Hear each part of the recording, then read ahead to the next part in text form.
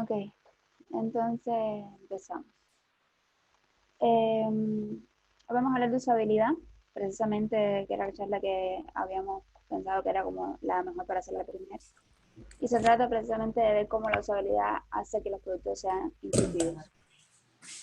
Lo que vamos a ver exactamente es qué es usabilidad, los principios de Nielsen, que luego les voy a explicar de qué se trata. Y por último vamos a comprobar si entendieron toda la charla. Así que presten atención porque tienen prueba al final. Entonces, ¿cómo sabemos si un producto es usable?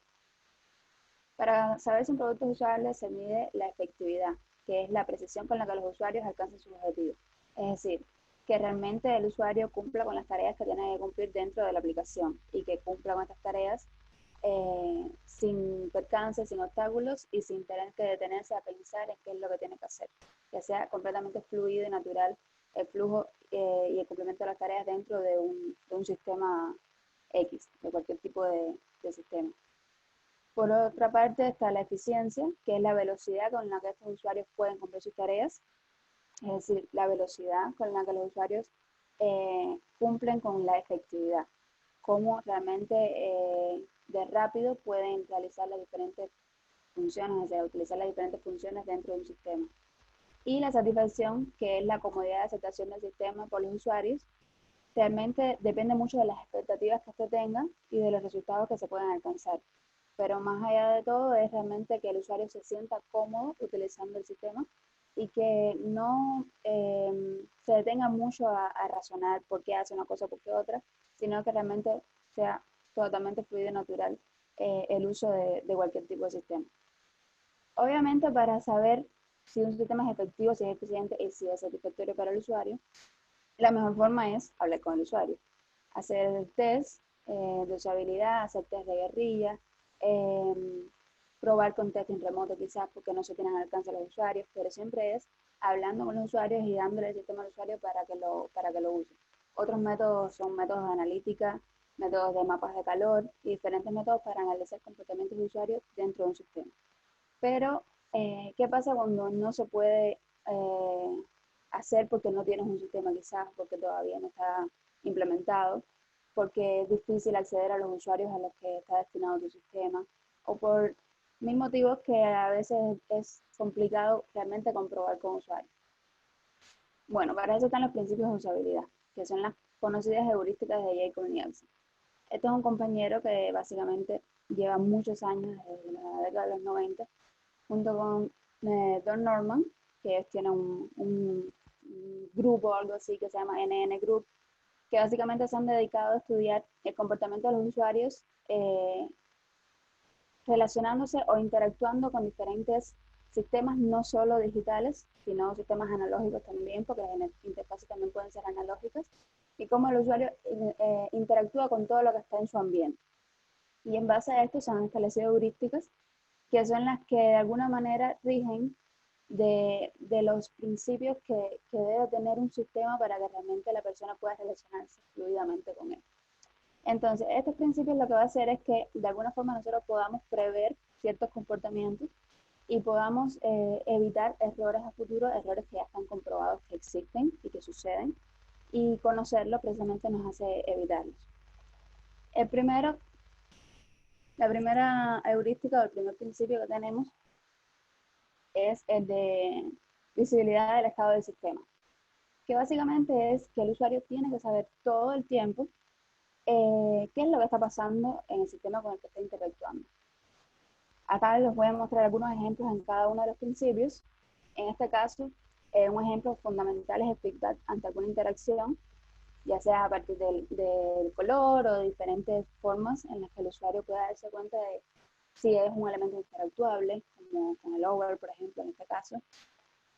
Si presionó algo, que suceda algo después de eso, o sea que a partir de una interacción hay una consecuencia y que él se pueda dar cuenta de qué es lo que está pasando. Lo otro que pueden ver, por ejemplo, son los indicadores de carga, como barras de progreso, que realmente te indique que el sistema está funcionando y que no se detuvo ante una acción del usuario. O el típico skeleton, que indica que el sistema está cargando algún tipo de contenido. Otro ejemplo son los breadcrumbs o indicadores de posición del usuario, tanto en el sistema como en la realidad. Es decir, indicar al usuario realmente en qué momento se encuentra en el sistema es fundamental para que él sepa el recorrido que lleva o realmente para incluso permitirle una mejor navegación y que pueda regresar atrás en todo momento. También depende del sistema en que se esté realizando en ese instante. Y lo otro es indicadores de posición real, o sea, si acá no estuviera marcado esto, el usuario no sabría en dónde estaba en esa posición y tiene que ver con su posición real más allá del sistema específico. Además, los indicadores de la fase son un proceso con varios pasos. Es muy usado actualmente en formularios de pago, sobre todo porque son los más complejos, pero le indica al usuario cuántos pasos lleva realizado y cuántos le faltan por realizar. Y de alguna forma le permite prever cuánto tiempo le va a tomar y todo esto, y es como darle una información valiosa que tiene que ver mucho con cómo él va a responder a eh, la diferente información que el sistema le va a solicitar. El segundo principio sería la relación entre el sistema y el mundo real, y que los sistemas, desde que empezaron, o sea, desde que surgió la primera Macintosh, lo que intentaron fue trasladar el mundo real o el mundo análogo al mundo digital. Y precisamente por eso los primeros iconos fueron muy realistas, o sea, para la basura era una papelera, literal, para los files o el Explorer eran carpetas. Entonces era como trasladar todo lo que ya conocemos en nuestra realidad al mundo digital, desde una perspectiva muy, muy realista como estos iconos de acá, o desde una perspectiva muy simplificada y abstracta, pero que sigue identificándose precisamente de qué se trata. Además es importante tener un lenguaje muy natural, es decir, que hablar al usuario de la misma forma que habla, y por eso muchas veces hay que hacer estudios de lingüística en los diferentes lugares. Por ejemplo, Facebook tiene lingüistas en la mayoría de los países que se dedican precisamente a ver cuáles son las frases más conocidas, y por eso a ustedes en Facebook no le dicen septiembre, le dicen septiembre, porque precisamente ellos conocen cómo ustedes hablan y cuál es el lenguaje precisamente que se utiliza en cada región. Y eso hace que se cree una empatía entre el usuario y el sistema. Además, muchas páginas, muchos sitios, muchos sistemas utilizan metáforas del mundo real para acercar más al usuario a lo que es lo que quieren mostrar. En este caso tenemos dos ejemplos. El primero es esta página que está muy interesante, aparte de los efectos que utiliza, porque te permite hacer acciones que harías en el mundo real. Y básicamente te crea como una sensación de que realmente estás ahí, que estás bajando el paquete y que estás viendo el chocolate. Y puedes hacer de todo con ese chocolate realmente. Luego tenemos este otro ejemplo, que es por ejemplo una mesa de cartas en una perspectiva 3D que es muy realista, y en que tú puedes ir tocando cartas y las vas viendo y se levantan, y es como una experiencia que realmente se acerca mucho a cómo funciona en la vida real. El tercer principio sería el control y libertad del usuario, que es el hecho de permitir al usuario todo el tiempo rectificar las posibles acciones que no quiere que sucedan realmente. Luego vamos a ver otro tipo, pero el principal es el control y libertad del usuario, que es precisamente poder deshacer acciones. Esto sobre todo se da en sistemas complejos como los programas de diseño, por ejemplo, que siempre te permiten regresar atrás todo el tiempo, porque tú puedes ir haciendo cosas para probar y luego querer regresar atrás porque no te pareció bien. Entonces esto es un control y una libertad que tú tienes de poder experimentar con el sistema sin miedo a perder las cosas que tienes o que puedes regresar atrás en cualquier momento. Y además el hecho de poder controlar tus datos o poder sentir que controlas tus datos y tu contenido y poder recuperar contraseña, por ejemplo, son ejemplos también que te permiten poder usar el sistema libremente sin miedo a perder información, sin miedo a no poder volver a utilizarla, por ejemplo, porque si necesitas recuperar contraseña y luego se te olvida, no puedes usarla otra vez, tendrías que crear otra cuenta. Incluso hay muchas personas que se creen cuenta porque no saben cómo hacerlo, porque es un proceso que a veces no encuentran, pero realmente está pensado para que tú puedas todo el tiempo recuperar tu información. El cuarto sería consistencia de estándares, que básicamente es utilizar convenios ya preestablecidos. Por ejemplo, todo el mundo ve esto y sabe que es un menú hamburguesa y sabe que dentro de eso hay opciones de menú.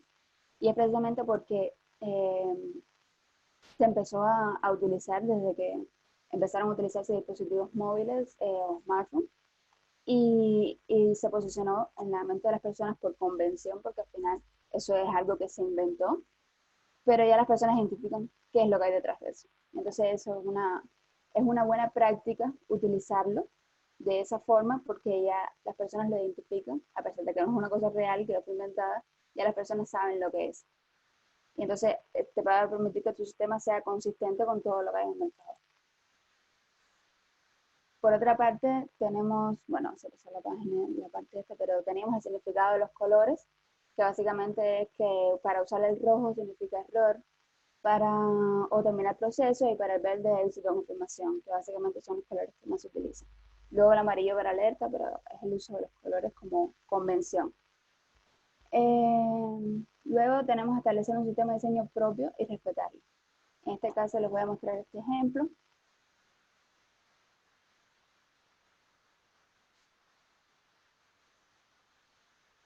que es un portafolio de un desarrollador, pero básicamente lo que hizo fue replicar una versión de Windows que recientemente no sé cuál es. Pero precisamente ven acá como los iconos eran súper realistas, y él lo que hizo fue crear este sistema, pero todo se comporta de la misma forma, y utilizó este tipo de interfaz para su portfolio, que es muy original realmente, a pesar de que es una copia de un sistema existente, es muy original que él lo haya adaptado a su portfolio.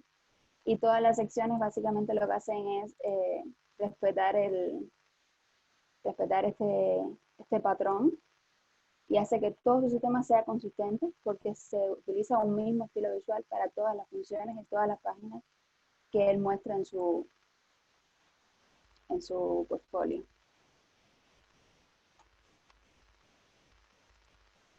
El quinto sería prevención de errores.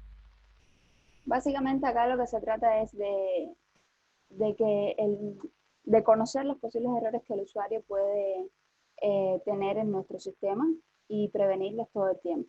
Por ejemplo, Adobe tenía un grave problema que era en Adobe Illustrator, que se perdían datos todo el tiempo porque es un programa muy fuerte desde el punto de vista gráfico, y si tu máquina no era lo suficientemente, no tenía las capacidades de aguantarlo, básicamente, el programa se cerraba y perdías todo lo que habías hecho si no habías guardado.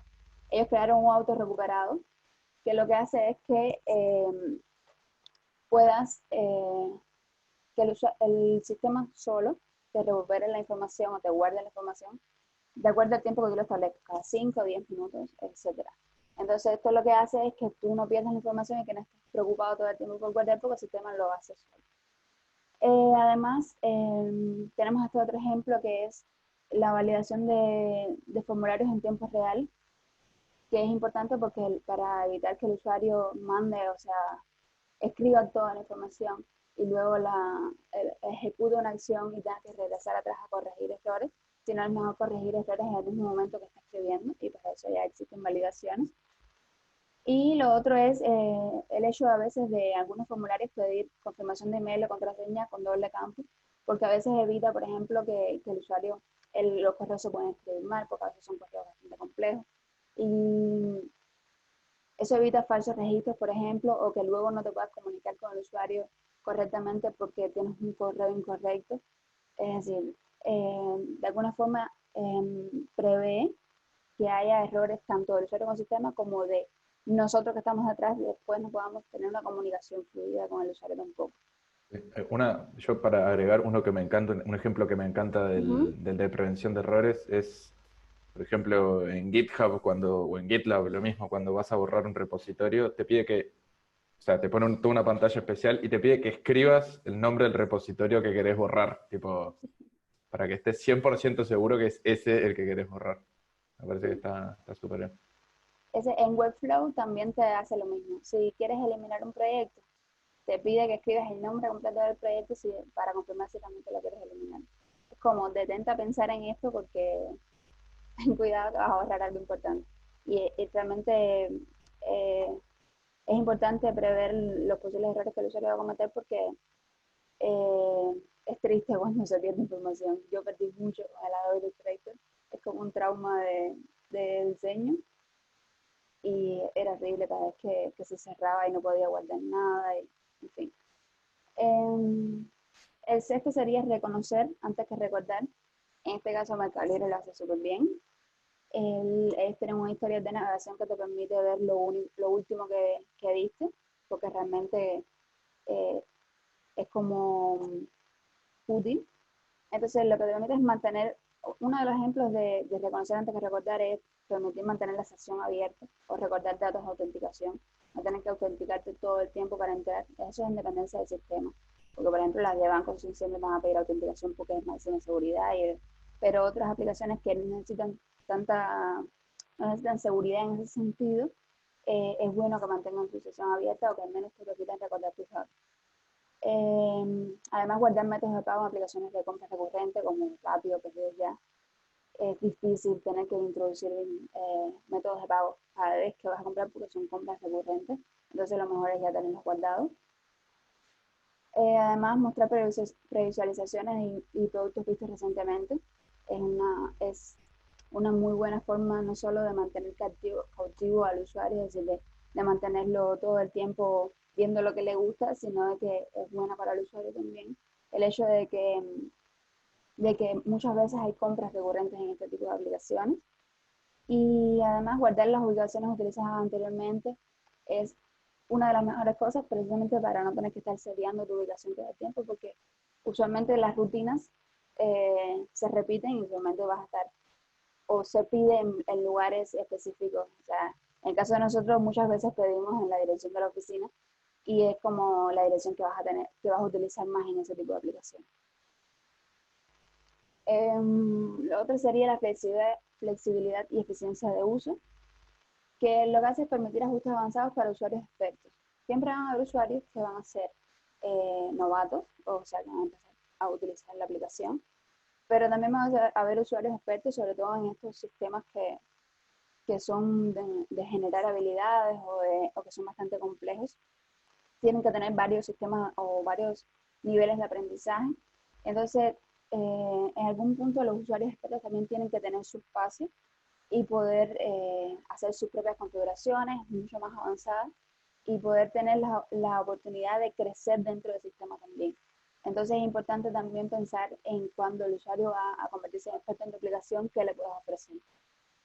Eh, Además, ofrecer funciones extras para usuarios avanzados. Por ejemplo, el Safari, esta pestaña de Develop no la tiene visible todo el tiempo. Solamente la tiene visible cuando tú la activas, precisamente porque todos los usuarios no son desarrolladores. Si es desarrollador, entonces actívala y utiliza esas funciones avanzadas. Pero si no, no es necesario mostrarse de usuarios normales o de usuarios comunes que van a estar usando el Safari porque realmente no les va a interesar. Es solo para los usuarios avanzados. En este caso, el 8 es el diseño estético y minimalista. Acá es bastante complejo precisamente porque hay muchísimas páginas que no son estéticas y minimalistas, pero hay muchas también que sí lo son. Entonces, acá lo importante es saber que si no hace falta, no lo pongas. El usuario le tiene que mostrar la información necesaria, la información que le hace falta en el momento, y de una a una. O sea, el usuario, lo mejor es que se centre en una información, luego en otra, e ir guiando una conversación del sistema con el usuario y no abarrotarlo de información y que realmente no sepa qué es lo que tiene que hacer en cada momento. Además, mostrar solo la información necesaria en el momento, jerarquizar correctamente la información y ofrecer puntos de interacción obvios. Por ejemplo, vamos a ver esto, que es precisamente el ejemplo que estaba allá, que acá evidentemente no sabe uno qué hacer, porque hay como no sé cuántos puntos de interacción, no sé cuánta información me están mostrando y es muy confuso. No sé cómo sigue online todavía este sitio, pero está online. Y por otra parte tenemos este otro sitio que es de un compositor, que básicamente lo que se muestra es un portfolio de un compositor de Hollywood, y lo que se muestra es los trabajos que él ha hecho. Y por supuesto con música, porque al final es su trabajo, la música. Y ahí va mostrando todo. Luego uno puede acceder a este portfolio que acá, de una forma muy sencilla, se muestran sus proyectos. Y es como que sabes en cada momento qué es lo que estás viendo, porque la información incluso se atribuye a lo que tú estás haciendo. Si haces over acá, le sale la información de eso, básicamente. Entonces es como una forma muy simple de demostrar algo muy importante para el usuario. La número 9 es ayudar a los usuarios a reconocer, diagnosticar y corregir errores. Esto era precisamente otro problema que los programas dejaban de funcionar todo el tiempo y básicamente la opción que te daba era solamente cerrar el programa. Y ya, dejó de funcionar y tengo que cerrar el programa. Era como horrible porque no te da ninguna opción de recuperar nada, de salvar nada. Era, aquí lo único que puedes hacer es cerrar porque no te queda nada más. Y era frustrante realmente cuando sucedía algo así. Entonces, acá lo que hay que tener en cuenta es que los carteles de error deben estar explicados en lenguaje natural, explicados realmente en el lenguaje que el usuario va a entender. Olvídense de error 12.1 y el servidor no sé qué, y bueno, todos los errores estos de tecnología que el usuario nunca va a entender por qué suceden, tiene que comunicárselo de una forma realmente que entienda. Acá hay que tener precisamente en cuenta ofrecer salida al usuario en caso de error. Por ejemplo, en este caso la imagen no puede ser linkeada porque se perdió la imagen en el documento y te da la opción de reemplazar esa imagen. O sea, no es ya perdiste la imagen, sino, bueno, puedes volver a linkearla o puedes reemplazarla por otra. Y son como ofrecer diferentes opciones al usuario ante un posible error del sistema. Y bueno, por favor, no todos sabemos que es 404, 501 y 401. Cada vez que sale es horrible porque uno no sabe qué es lo que está pasando. Eh, Básicamente crea muchísima frustración en los usuarios porque no entienden si no se les explica correctamente.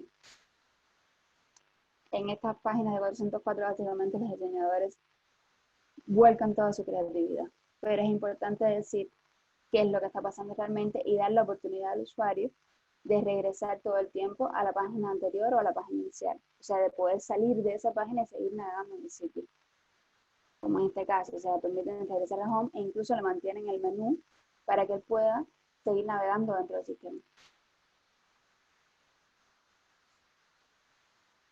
Y bueno, se supone que con todo esto el usuario entenderá toda la perfección, pues no. Hay que dar ayuda y documentación también. O sea, hay que dar manuales de funcionamiento, asistencia a ayuda técnica, preguntas frecuentes, tutoriales, ayuda al momento mediante tips, es decir, todo tipo de herramientas para que el usuario pueda entender a la perfección y no se trabe en diferentes circunstancias que le puedan surgir.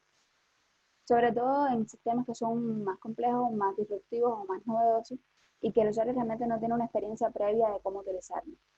En este caso vamos a ver este ejemplo, que es un sitio web bastante interactivo, es casi un juego, pero cuando entras tú no sabes cómo usarlo. Entonces, esto van dando indicaciones de qué es lo que tienes que hacer. Y básicamente tienes que lanzar la pelota todo el tiempo. Ahí, yo no veo nada. Ok, ahora sí. Consiste en eso. No sé muy bien cuál es el objetivo, pero básicamente es un juego dentro de la web. Entonces es como muy interesante ver cómo se van mostrando las opciones que el usuario tiene para realizar y cómo le va indicando el sistema o le va enseñando cómo hacerlo. Muchos sistemas, por ejemplo, como GitHub o como Webflow o sistemas más complejos, eh, tienen todo un help center o un centro donde puede buscar todo tipo de información y tienen tutoriales propios y tienen todas las preguntas frecuentes y un montón de información para que el usuario pueda aprender realmente cómo utilizarlo y cómo sacarle el mejor provecho.